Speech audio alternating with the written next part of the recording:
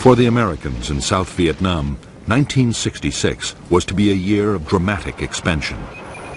U.S. forces were planned to double to just under 430,000 men. While the buildup was going on, the priority was to secure key parts of the country. By far the most important was the capital, Saigon.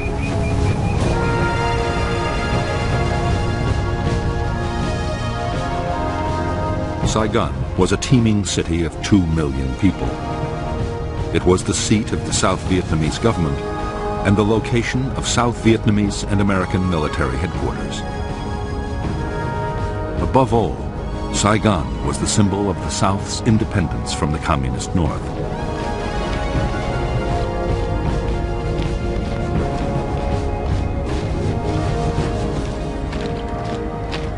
For the commanders of the Viet Cong guerrillas, the capital was the ultimate prize. The tens of thousands of Viet Cong, based within 50 miles of Saigon, were already drawing a noose tight around the city. Powerful guerrilla units were pushing right up to Saigon's doorstep.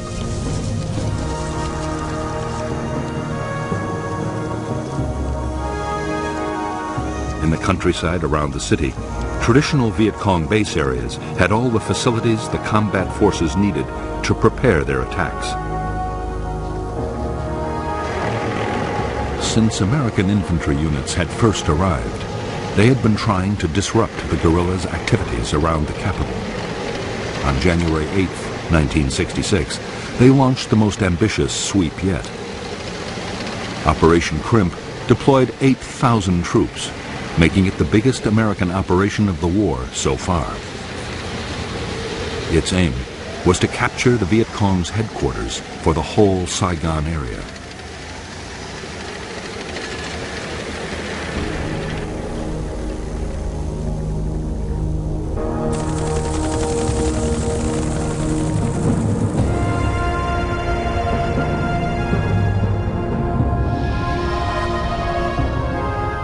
The Viet Cong headquarters for Saigon was believed to be somewhere in the Cu Chi district, the communist stronghold barely 20 miles from the capital.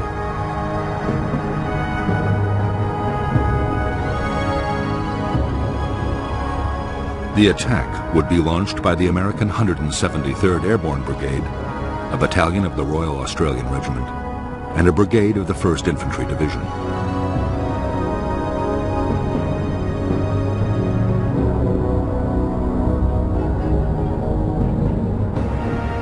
North of Cu Chi town was the disused Philhall rubber plantation and the forested area the Americans called the Hobo Woods.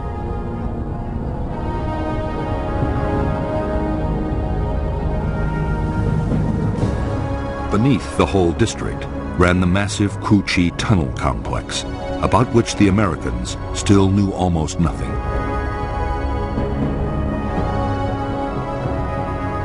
In the tunnels were the Viet Cong's Cu Chi military headquarters, a signals intelligence unit, 2 hospitals, the Saigon political office, and the Saigon regional military headquarters, the one the Americans were looking for.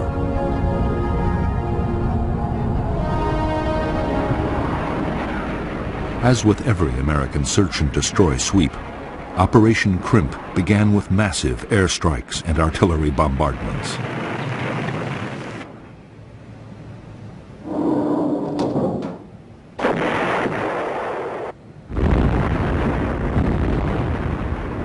NLF agents had, long before, warned that a big American operation was coming.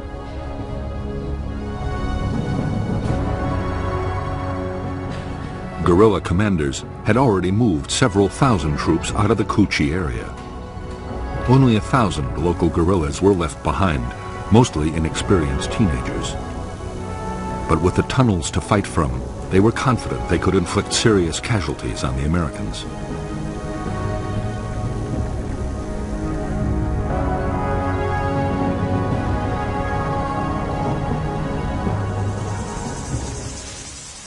Right from the start, as the Americans attacked into the Hobo Woods, they faced rifle fire, grenades, and booby traps.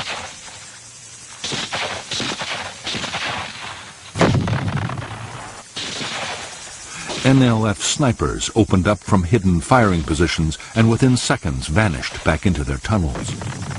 The Americans hardly ever saw the enemy who was firing at them.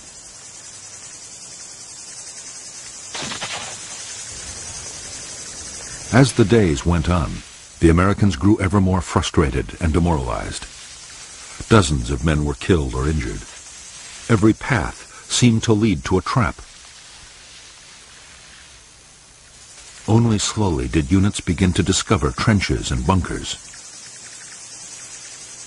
They also found a handful of tunnel entrances.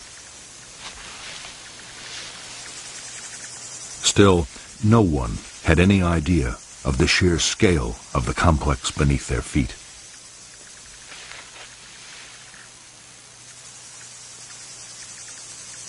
Although the Cu Chi guerrillas had suffered casualties, they had achieved their main objective. The tunnel complex and headquarters had survived virtually intact, as had the whole Viet Cong organization in the area.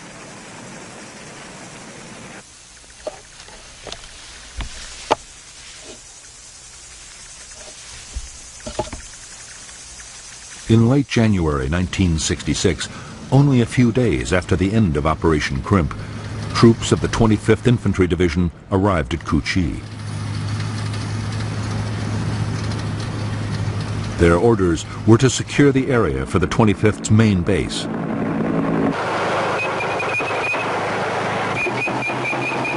The Americans succeeded in pushing out a perimeter using every ounce of firepower they could muster.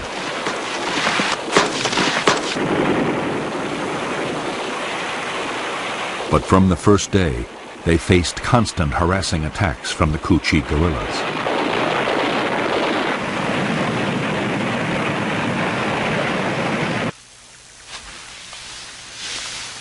For months, the 25th Infantry Division was plagued by mysterious gun and grenade incidents inside its camp. Slowly, to the horror of the Americans, it was discovered they came from tunnels dug under the base itself.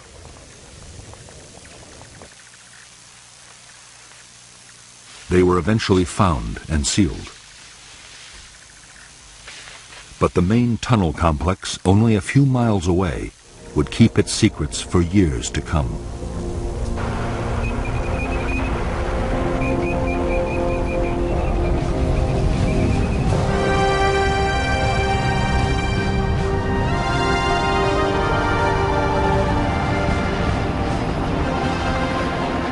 In February 1966, the American 1st Infantry Division mounted 4 big search and destroy operations just north of Saigon.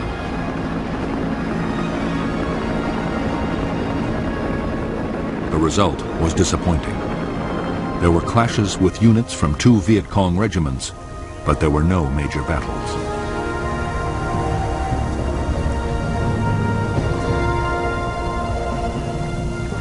What the 1st's commanders wanted was a set-piece fight with the most powerful and dangerous enemy force in the region, the 9th Viet Cong Division.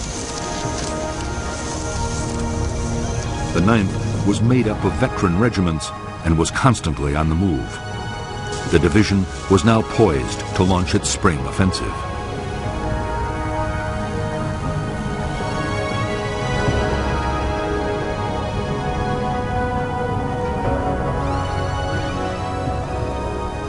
The communist leadership had ordered the Viet Cong to avoid head-on clashes with the Americans unless the odds were very favorable. But NLF leaders still meant to fight aggressively.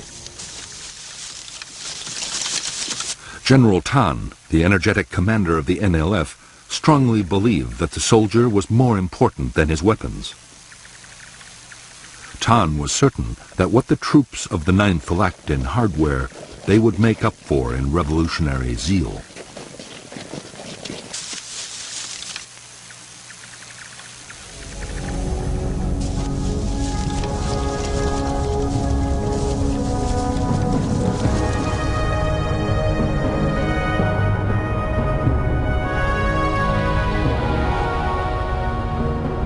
From the 9th Division's bases in War Zone C, 2 regiments headed into the Viet Cong strongholds of the Iron Triangle and War Zone D. At the same time, the 2nd Brigade of the American 1st Division was pushing into War Zone C, and the 3rd Brigade was moving into the Iron Triangle. The first clash came on March 5th, 1966, when the whole 272nd Regiment attacked a battalion of the 3rd Brigade at Lo Qui. Intense U.S. air and artillery strikes drove off the attackers.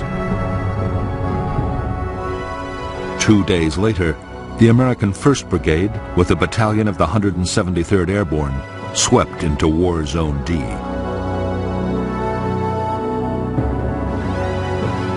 An entire Viet Cong regiment attacked the airborne's positions. Again, devastating U.S. artillery fire turned back the assault.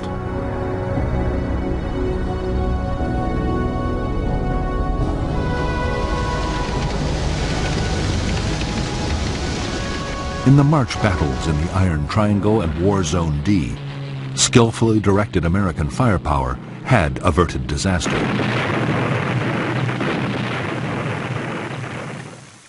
Hundreds of Viet Cong had been killed by artillery and airstrikes. However, to the intense frustration of U.S. commanders, after the fights, the Viet Cong regiments had simply melted away.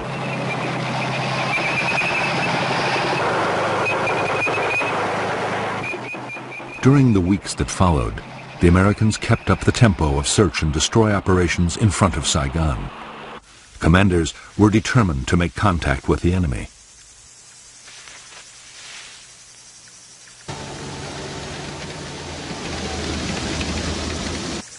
In late April, they launched a major operation into War Zone C to try and find the Viet Cong 9th Division.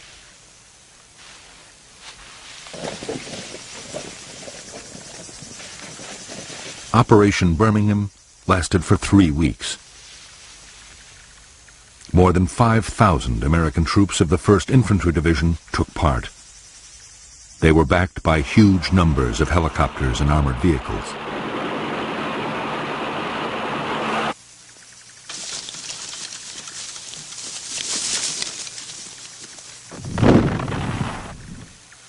Although there were hundreds of vicious small-scale actions fought by platoons and squads on both sides, the big battles the Americans hoped for never did materialize. In 3 weeks, only 100 Viet Cong were killed.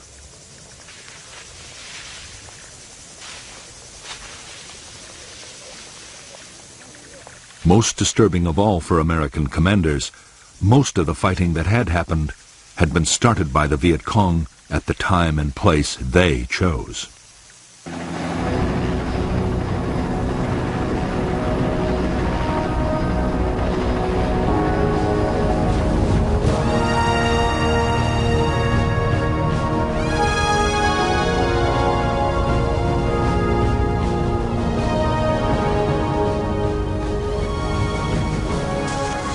From the start, the Vietnamese had followed the 7 principles of guerrilla warfare laid down by the Chinese leader Mao Zedong.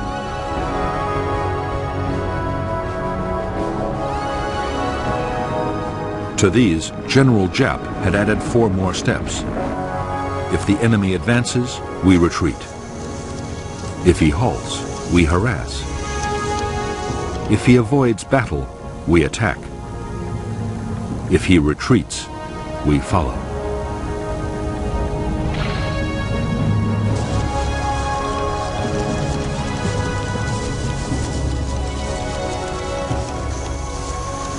Almost every search and destroy operation the Americans had launched had been met with Giap's tactics. The places the Americans were most likely to land their helicopters were set up for ambushes. Trails were quickly booby-trapped and mined, and snipers left in place. If the Americans did stumble onto a big NLF unit, the chances were it was occupying prepared fortifications with tunnels, bunkers, and trenches.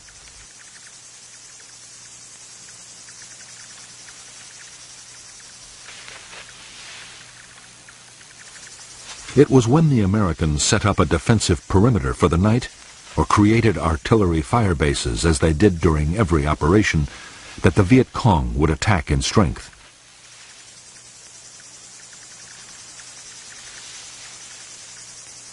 Always, the guerrillas had a plan for breaking off the battle if the opposition got too tough.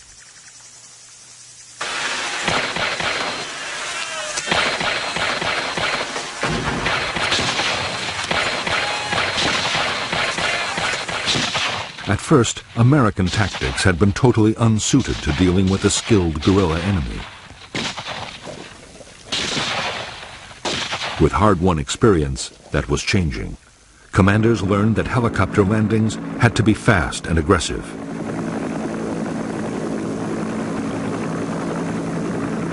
Sergeants taught their men not to bunch up, but to stay spread out. Otherwise, a machine gun or a mortar round could kill several men at once.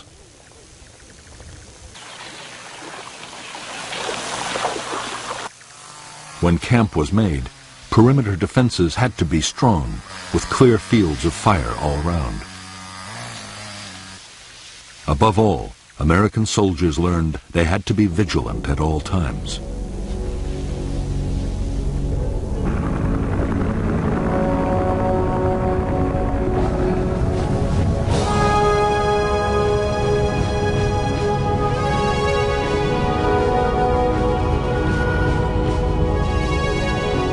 By mid-1966, the U.S. Commander General Westmoreland was getting more and more impatient. His whole strategy depended on causing the enemy to lose men and equipment faster than they could be replaced. For that, Westmoreland needed big battles.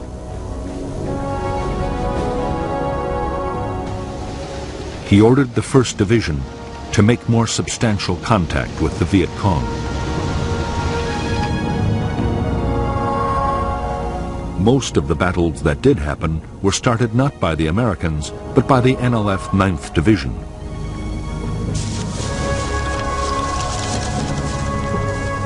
Route 13, linking Saigon to the Cambodian border, was the site for major ambushes. In some, the guerrillas struck with 1,000 troops at a time.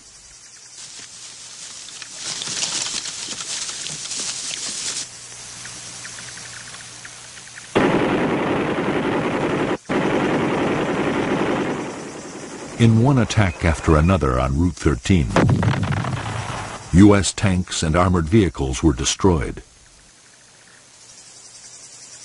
On June 30th, 1966, a major battle nearly ended in complete disaster for the Americans. It was fiercely effective air and artillery support that saved the day.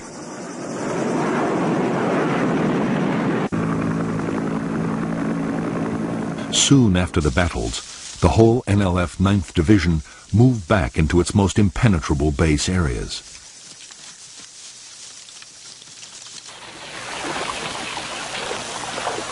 Some crossed over into Cambodia. There, General Tan meant to rebuild the division for a new campaign in November, the start of the next dry season.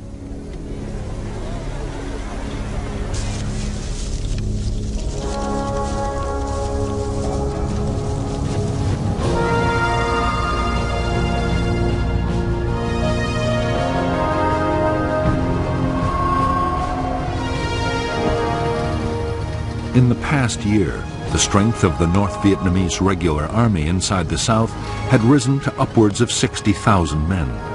Of these, 10,000 were concentrated in the remote Central Highlands.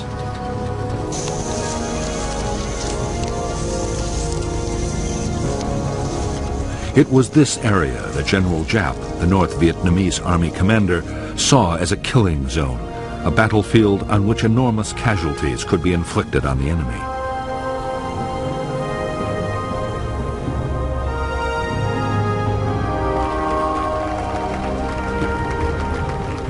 Giap believed that the forests and mountains of the Central Highlands were especially well suited to big military operations.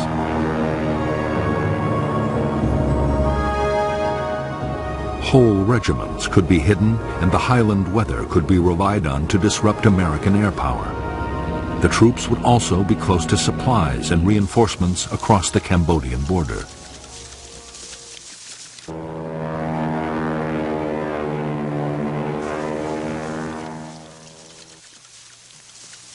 As fighting units, the NVA were tough, well-disciplined, and well-trained. For months, they had been constantly on the offensive.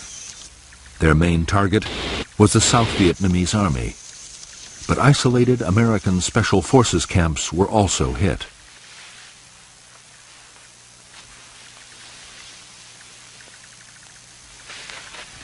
Increasingly, attacks were carried out by units up to 2,000 strong.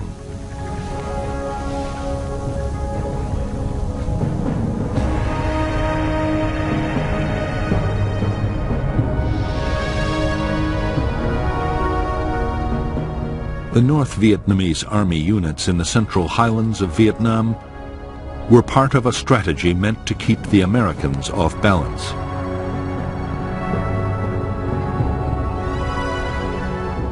There were powerful NVA divisions on the demilitarized zone, separating North and South Vietnam. And there were the NLF regiments opposite Saigon. Communist forces could present the Americans with a challenge in any of the three areas and force them to react.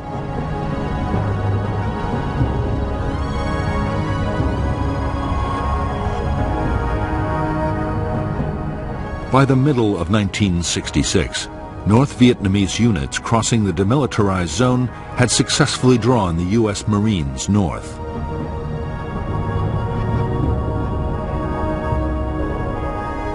In the Highlands, the NVA 24th Regiment had engaged elements of the 101st Airborne Division.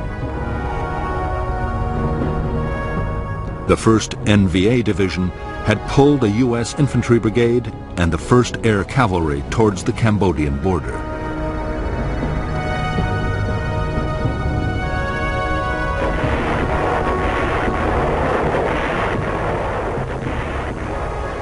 The Americans in the Central Highlands did succeed in inflicting thousands of casualties on the North Vietnamese Army. But in some of the most arduous fighting country in Vietnam, the Americans found it impossible to trap large enemy units.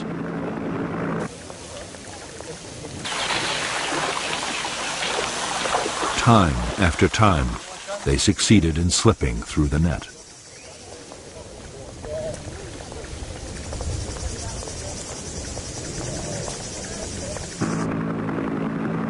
Although the American military were killing 5 North Vietnamese soldiers for every one of their own losses, Northern commanders were still confident.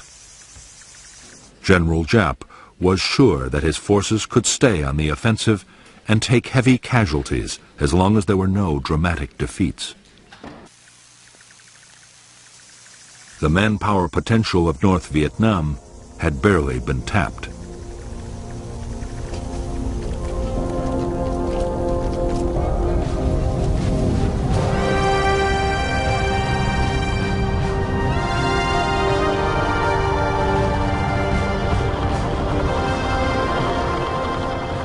From the start of its war in Vietnam, the U.S. Army had found the conflict to be unlike any other. As Viet Cong attacks proved every day, there was no front line. Each side controlled only the territory immediately around its positions or its bases. The Army was calling it area war.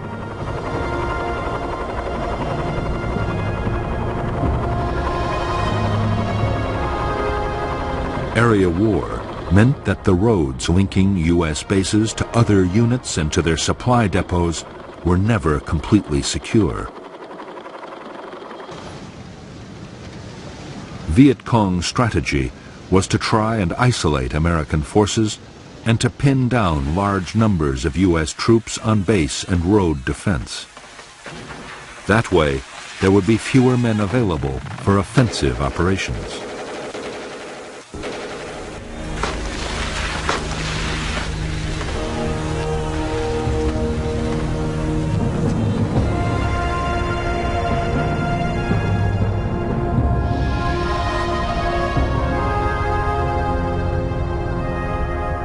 The supply lifelines for the 25th and the 1st U.S. Infantry Divisions were the roads linking their major bases to Saigon, Bien Hoa Air Base, and Long Binh, the biggest supply depot in Vietnam.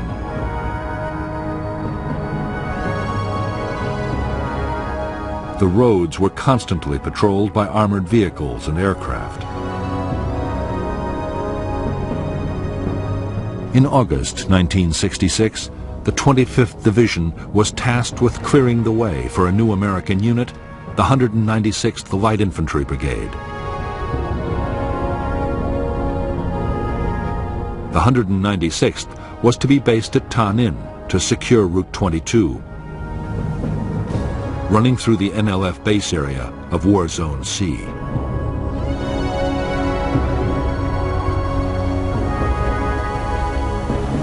By October 1966, the NLF 9th Division had almost recovered from the battles of the previous July.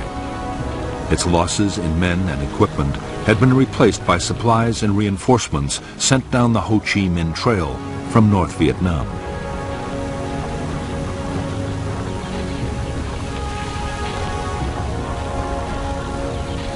With the dry season coming, the 9th was busy in War Zone C, preparing for its next offensive.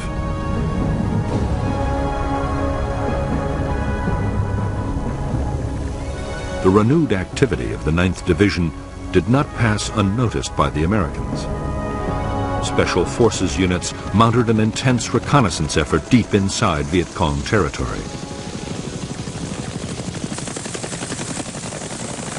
The reports they brought back seemed to show that the 9th's next target might be the Special Forces' own base camp, northeast of Tay Ninh City.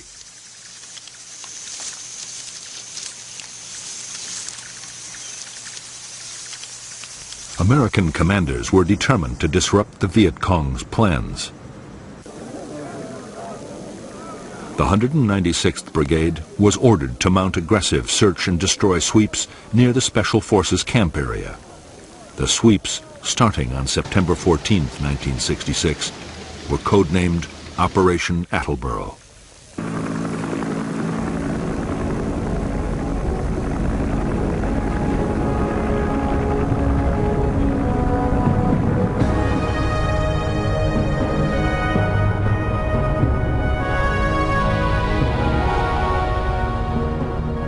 Operation Attleboro was launched by the 196th Light Infantry Brigade together with 22,000 South Vietnamese soldiers and GIs from the 1st, 4th, and 25th Infantry Divisions.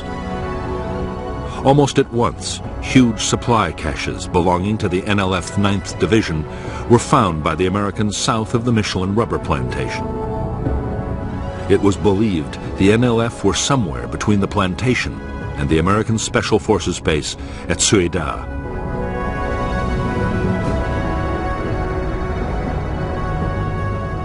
While one battalion made a helicopter landing, the other battalions pushed towards it on foot. When the landing zone was ambushed, both sides sent thousands of reinforcements rushing to the area.